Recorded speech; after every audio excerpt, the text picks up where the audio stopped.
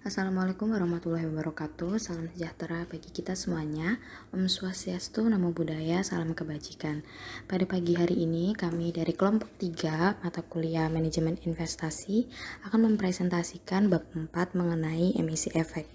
Sebelumnya perkenalkan anggota kami. Yang pertama ada Natasha dengan NPM 96, kedua Nur Faiza NPM 101, Salamah Cicak NPM 182, Dea Adelia NPM 184, dan saya sendiri Rani Melati NPM 192, Alia Salsabila NPM 195, Bagas Surya NPM 202, Sinta Paulina NPM 206, dan Anggi Wahyu NPM 209. Emisi efek merupakan penerbitan saham baru. Saham baru yang diterbitkan untuk dijual kepada masyarakat umum yang pertama kali disebut emisi perdana atau Initial Public Offering atau biasa disebut dengan IPO. Yang menerbitkannya adalah perseroan milik keluarga atau milik beberapa pihak saja yang biasanya disebut sebagai pendiri perusahaan atau founder. Perusahaan yang belum atau tidak go publik disebut dengan private company, sedangkan yang sudah melakukan IPO atau go publik disebut dengan public company. Setelah sudah menjadi public company, perusahaan dapat menerbitkan saham baru lain lagi yang umumnya dikenal dengan penawaran terbatas, right issue, warrant, atau private placement. Tujuan emisi efek. Setiap perusahaan yang akan go publik tentunya mempunyai tujuan yang berbeda-beda. Umumnya, tujuan-tujuan tersebut adalah untuk memperbaiki struktur modal, meningkatkan kapasitas produksi, memperluas pemasaran, memperluas hubungan bisnis, dan meningkatkan kualitas manajemen. Memperbaiki struktur modal. Bagi perusahaan yang sudah maju, baik dalam bidang produksi maupun penjualan, tetapi memiliki struktur modal yang buruk karena utangnya lebih besar daripada modal sendiri, maka perusahaan tersebut dapat menawarkan sahamnya kepada masyarakat luas. Hasil dari emisi tersebut akan digunakan untuk membayar sebagian hutang sehingga akan menghemat beban bunga pinjaman. Yang kedua adalah meningkatkan kapasitas produksi. Bagi perusahaan yang kewalahan melayani order penjualan karena kapasitas produksinya terbatas, maka terbuka kesempatan yang lebar untuk mencari tambahan modal melalui pasar modal. Perusahaan dalam kondisi seperti ini sahamnya sangat diminati oleh investor, karena di mata investor hasil emisi digunakan untuk hal yang produktif. Kegiatan emisi ini dinilai akan lebih menguntungkan dibanding mengambil kredit jangka panjang. Bagi perusahaan yang ingin mengembangkan jenis produk baru, inovasi produk yang menurut hasil analisis pasar memiliki prospek yang bagus dapat dibiayai oleh dana dari hasil emisi baru. Penerbitan emisi yang ditunjukkan untuk mengembangkan produk baru sangat diminati oleh investor karena perusahaan dianggap berada dalam posisi growth company yang dalam jangka panjang akan meningkatkan harga saham di pasar. Selanjutnya adalah memperluas pemasaran.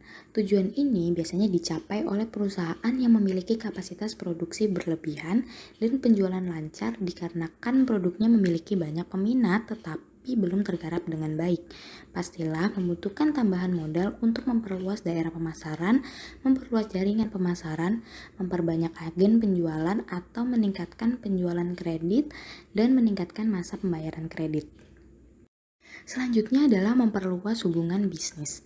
Bagi perusahaan yang sudah maju dan sudah besar tetapi masih ingin lebih maju lagi atau ingin lebih besar lagi, maka emisi saham merupakan sarana yang tepat. Perusahaan yang sudah go publik akan melakukan pengembangan melalui beberapa cara. Yang pertama adalah merger, yang merupakan tindakan dua perusahaan untuk meleburkan diri menjadi satu perusahaan dengan nama baru, sedangkan dua nama perusahaan yang lama tidak digunakan lagi. Yang kedua adalah penggabungan atau konsolidasi, yang merupakan tindakan dua perusahaan untuk bergabung menjadi satu dengan menggunakan satu nama perusahaan yang lama, sedangkan satu nama yang lain lagi akan dihilangkan atau dihapuskan. Yang ketiga adalah akuisisi, yang merupakan tindakan suatu perusahaan untuk memiliki perusahaan lain dengan cara membeli sebagian atau seluruh sahamnya melalui pasar modal tanpa mengubah nama perusahaan lain tersebut. Yang keempat ada aliansi, yang merupakan tindakan perusahaan untuk melakukan kerjasama dengan perusahaan lain yang saling menguntungkan tanpa melalui kepemilikan saham. Tujuan terakhir adalah meningkatkan kualitas manajemen. Keuntungan lain dari GoPublic adalah meningkatkan kualitas manajemen. Peningkatan kualitas manajemen ini berasal dari dorongan pihak Bapepam atau Bursa Efek atau peraturan perundangan yang mengharuskan para emiten untuk melakukan tata kelola perusahaan yang baik, yang mencakup keterbukaan informasi dan larangan atas tindakan-tindakan yang berpotensi menimbulkan konflik kepentingan. Emiten diwajibkan untuk menjalankan perusahaan dengan sebaik-baiknya, dimulai pada jajaran teratas organisasi yaitu manajemen puncak. Sebelum go publik, perusahaan seringkali menutup informasi bagi pihak luar. Namun setelah go public, perusahaan harus terus membuka informasi. Sebelum go public, para pihak manajemen perusahaan bebas melakukan transaksi. Namun setelah diadakannya go public, ada transaksi yang tidak lagi bebas dilakukan karena harus memperhatikan kepentingan pemegang saham minoritas. Jenis transaksi ini adalah transaksi yang hanya menguntungkan pihak mayoritas dan merugikan pihak minoritas, yang biasanya disebut dengan transaksi mengandung konflik kepentingan. Larangan terafiliasi dan larangan konflik dibuat dengan tujuan agar dalam mengambil kebijakan, perusahaan bersifat independen dan tidak merugikan pihak pemegang saham. Tahapan go public. Suatu perusahaan yang untuk pertama kalinya akan menjual saham obligasi kepada masyarakat umum atau disebut dengan initial public offering atau IPO membutuhkan tahapan-tahapan terlebih dahulu. Tahapan tersebut yang pertama yaitu rencana go public, yang kedua persiapan go public, yang ketiga pernyataan pendaftaran ke Bapepam, keempat penawaran umum, dan yang kelima adalah kewajiban emiten setelah go public. Yang pertama adalah rencana go public. Rencana go public membutuhkan waktu yang cukup berkaitan dengan kondisi intern perusahaan. Antara lain adalah rapat umum pemegang saham atau RUPS, kesiapan mental personel, perbaikan organisasi, perbaikan sistem informasi, perbaikan aspek hukum, perbaikan struktur permodalan, dan persiapan dokumen. Rapat Umum Pemegang Saham atau RUPS. Rapat ini terdiri dari gabungan antara pemegang saham, direksi, dan komisaris. Dalam rapat ini dibahas yang pertama adalah alasan untuk go publik, kedua jumlah dana yang dibutuhkan, ketiga pilihan untuk menerbitkan saham atau obligasi. Dan beberapa alasan yang umum lagi bagi perusahaan untuk go publik yang mencakup meningkatkan kapasitas produksi dengan menambah mesin baru sebagai perluasan, inovasi produk baru dalam upaya diverifikasi, membayar hutang untuk memperbaiki struktur modal, dan memperluas jaringan pemasaran. Selanjutnya adalah kesiapan mental personel.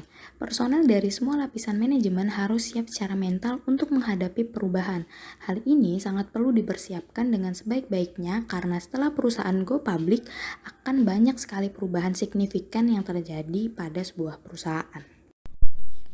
Yang ketiga, perbaikan organisasi. Organisasi perusahaan sebelum go public harus disesuaikan dengan ketentuan peraturan perundangan yang berlaku di pasar modal. Contohnya, kewajiban mengelola perusahaan secara baik disebut dengan good corporate governance yang tercermin dari kewajiban mengangkat corporate secretary. Yang keempat, perbaikan sistem informasi. Banyaknya kewajiban pelaporan yang harus dilaksanakan oleh emiten, baik itu yang bersifat rutin ataupun yang bersifat insidentil, yang diminta oleh Bapepam ataupun Bursa Efek, maka emiten harus memiliki sistem informasi yang dapat diterbitkan setiap saat dibutuhkan. Apabila ada keterlambatan dalam pelaporan, nantinya dapat dikenai sanksi denda ataupun sanksi administratif yang lebih berat. Yang kelima, perbaikan aspek hukum. Pada umumnya, emiten itu berasal dari perusahaan keluarga, walaupun berbadan hukum perseroan terbatas. Perseroan keluarga ini disebut dengan perseroan terbatas tertutup go public, yang artinya mengubah dari perseroan terbatas tertutup menjadi perseroan terbuka atau PTTBK. Di dalamnya itu terdapat kepentingan masyarakat umum yang harus dilindungi. Jadi, status kepemilikan aset tetap dan aset bergeraknya itu harus jelas. Contohnya, tanah dan bangunan yang masih atas nama perorangan, padahal sudah disetorkan ke perusahaan sebagai bagian setoran modal, harus segera diubah menjadi atas nama perusahaan sebelum perusahaan itu menjadi go public. Jadi semua jenis aset yang ada di dalam laporan keuangan yang telah diaudit harus sudah atas nama perseroan, termasuk rekening uang yang ada di bank. Namun, apabila ada aset yang belum atas nama perseroan atau masih nama pribadi pemilik perusahaan, harus dikeluarkan dari laporan keuangan. Yang keenam, perbaikan struktur permodalan. Banyak faktor yang mempengaruhi ketertarikan investor terhadap saham. Kondisi makroekonomi sangat berpengaruh terhadap keras lunaknya permintaan akan saham baru. Yang pertama, faktor makro berada di luar kendali perusahaan, sehingga perusahaan hanya bisa menunggu waktu yang baik untuk menjual saham baru. Yang kedua, faktor mikro atau internal perusahaan, sepenuhnya itu berada di tangan manajemen perusahaan. Dalam kondisi makroekonomi yang sangat baik dan pasar dalam keadaan bersentimen positif, saham perusahaan yang berkinerja jelek pun masih bisa dijual dengan harga yang memuaskan. Akan tetapi, jika suatu waktu ketika pasar kembali normal, harga saham bisa jatuh. Banyak investor yang menderita kerugian dan akhirnya tidak mau lagi membeli saham yang diterbitkan oleh perusahaan yang berkaitan dengan saham yang merugikan. Oleh karena itu, calon emiten perusahaan harus memiliki kinerja yang baik, tetapi masih membutuhkan modal untuk perluasan atau memperbaiki struktur modal lama. Yang ketujuh, persiapan dokumen. Sebelum persiapan menuju go public dimulai, yaitu dengan penunjukan lembaga penunjang dan lembaga profesi, maka semua dokumen yang dibutuhkan oleh lembaga itu harus sudah disediakan. Adapun pihak yang terlibat dalam proses go public itu seperti penjamin emisi, akuntan publik, notaris, konsultan hukum, dan perusahaan penilai. Sedangkan dokumen yang harus dipersiapkan yaitu laporan keuangan yang telah diaudit, proyeksi laporan keuangan, bukti kepemilikan aset tetap dan aset bergerak, anggaran dasar perseroan, perjanjian notaril ataupun yang di bawah tangan polis asuransi.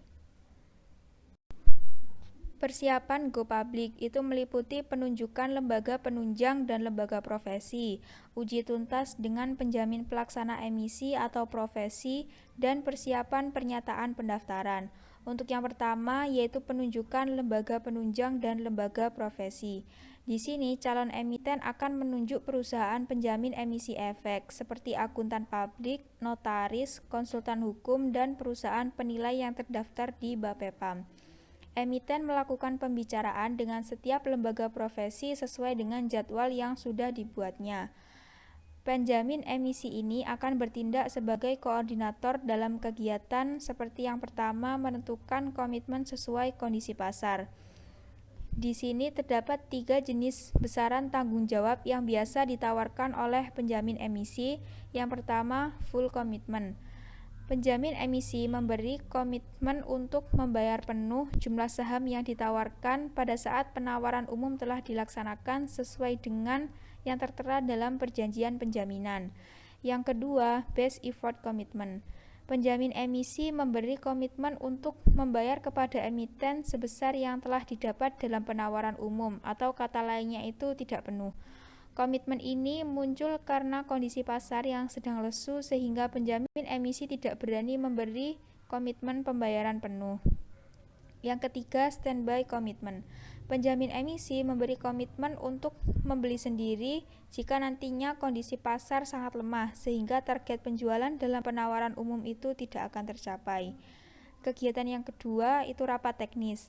Penjamin emisi sebagai koordinator melakukan rapat koordinasi untuk membicarakan pengurusan dan penyelesaian masalah hukum, akuntansi, anggaran dasar, penilaian aset, dan lain sebagainya yang nantinya diperlukan perseroan dengan lembaga profesi dan lembaga penunjang pasar modal.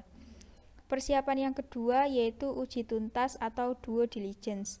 Untuk memperoleh gambaran awal kekuatan pasar emiten, memerlukan due diligence meeting yang dikoordinasikan oleh penjamin emisi, yaitu sebuah pertemuan antara pihak emiten, penjamin emisi dan lembaga profesi lainnya di satu sisi dengan para pialang dan para analis. Yang ketiga, persiapan pernyataan pendaftaran. Pernyataan pendaftaran itu merupakan dokumen yang wajib disampaikan kepada Bapepam oleh emiten dalam rangka penawaran umum perusahaan publik.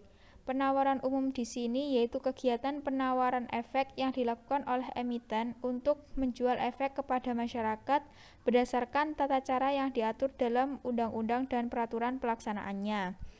Persiapan public expose dan roadshow. Public expose dan roadshow ini bukan merupakan suatu kewajiban formal, tetapi merupakan upaya sendiri oleh emiten yang menjual saham dengan nilai kapitalisasi sangat besar, sehingga perlu mengundang calon investor. Nah, untuk menarik calon investor itu, calon emiten sering membagikan hadiah sebelum memasuki ruangan gedung. Jadi kegiatan public expose dan roadshow ini biasanya diadakan di kota besar yang ada di dalam negeri maupun di luar negeri.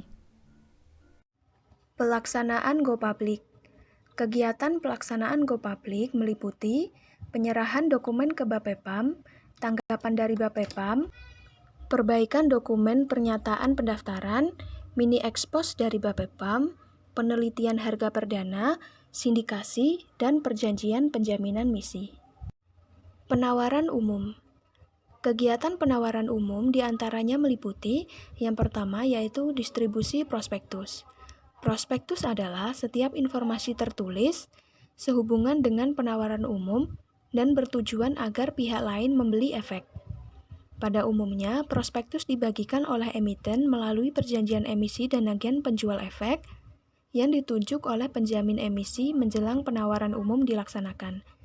Kemudian yang kedua yaitu penyusunan prospektus ringkas untuk diiklankan. Prospektus juga dimuat dalam surat kabar. Meskipun informasinya singkat, namun hal tersebut sangat berguna bagi calon investor. Prospektus harus didistribusikan kepada para agen penjual yang ditunjuk oleh penjamin emisi beberapa hari sebelum penawaran resmi dilakukan. Setelah prospektus didistribusikan dalam skala nasional di surat kabar, kemudian dilakukanlah penawaran resmi yang meliputi 5 tahapan berikut ini. Yang pertama yaitu periode penawaran. Periode penawaran atau offering period adalah periode tertentu yaitu minimal 3 hari kerja dimulainya penawaran sekuritas. Yang kedua yaitu periode penjatahan. Periode penjatahan atau allotment period adalah periode tertentu yaitu maksimal 6 hari kerja dilakukannya pembagian saham. Yang ketiga yaitu periode pengembalian dana. Periode pengembalian dana atau refund period adalah periode tertentu, yaitu maksimal 4 hari kerja yang telah ditetapkan dan tertera di dalam prospektus untuk mengembalikan dana kepada calon investor sehubungan dengan kelebihan pembayaran calon investor terkait penjatahan saham. Yang keempat yaitu periode penyerahan saham. Periode penyerahan saham atau delivery period yaitu periode waktu 3 hari kerja sebelum saham itu dicatatkan atau diperdagangkan di bursa efek, di mana dalam periode tersebut saham sudah diterima oleh investor. Kemudian yang kelima atau yang terakhir, periode pencatatan saham di bursa efek. Pencatatan efek atau listing date di bursa efek adalah suatu tanggal yang telah ditetapkan terlebih dahulu dan tertera pada halaman depan prospektus yang menunjukkan hari pertama saham tersebut diperdagangkan di bursa efek. Ketentuan di Bursa Efek Indonesia mewajibkan emiten untuk mencatatkan seluruh jumlah sahamnya atau wajib company listing. Berikut ini beberapa jenis listing secara umum, yaitu single listing atau pencatatan suatu saham hanya pada satu bursa efek, dual listing atau pencatatan suatu saham di 2 bursa efek, multiple listing atau pencatatan suatu saham di lebih dari 2 bursa efek, kemudian cross listing atau pencatatan suatu jenis saham Indonesia di bursa efek luar negeri, kemudian additional listing yaitu pencatatan atas saham yang dikeluarkan melalui isu dari obligasi convertible oleh perusahaan yang telah tercatat di bursa efek. Kewajiban emiten setelah go public. Meski masyarakat merupakan pemegang saham minoritas, kepentingannya harus dijaga oleh pemegang saham mayoritas. Pemegang saham mayoritas harus menjaga kepercayaan yang sudah diberikan oleh pemegang saham minoritas dengan cara yang pertama, tidak melakukan tindakan yang menjatuhkan harga saham di pasar. Yang kedua, selalu memberi informasi secepat mungkin kepada investor. Informasi yang positif maupun negatif wajib disampaikan kepada investor. Yang ketiga, tidak melakukan penipuan harga dalam transaksi internal yang mengandung konflik kepentingan. Yang keempat, menyampaikan laporan keuangan yang sudah diaudit langsung ke alamat pemegang saham. Yang kelima, menyampaikan laporan berkala yang sudah diwajibkan oleh bursa. Yang terakhir, menyampaikan laporan insidentil atas suatu peristiwa yang terjadi dan dapat mempengaruhi harga saham di pasar, misalnya kebakaran pabrik. Lembaga profesi penunjang pasar modal. Lembaga profesi yang terlibat kegiatan di pasar modal diwajibkan mendaftar di Bapepam dan ini sifatnya hanya pendaftaran bukan perizinan. Pihak yang termasuk dalam lembaga profesi diantaranya yang pertama yaitu akuntan publik. Akuntan publik adalah salah satu lembaga profesi di pasar modal yang berfungsi memberi opini akuntan atas laporan keuangan yang disusun oleh perusahaan. Opini akuntan ini sangat penting untuk mengukur kualitas penyusunan laporan keuangan perusahaan. Opini akuntan dapat berupa wajar tanpa pengecualian atau WTP, wajar dengan pengecualian atau WDP, tidak wajar atau adverse, ataukah akuntan publik tidak dapat memberi opini atau disclaimer. Yang kedua yaitu notaris. Notaris sudah terdaftar di Bapepam untuk berpraktik di pasar modal. Tugas notaris adalah membuat perjanjian notarial, menyiapkan notulen rapat yang membutuhkan sifat notarial, dan mempersiapkan anggaran dasar perseroan yang sesuai dengan Undang-Undang Pasar Modal dan Undang-Undang Perseroan Terbatas.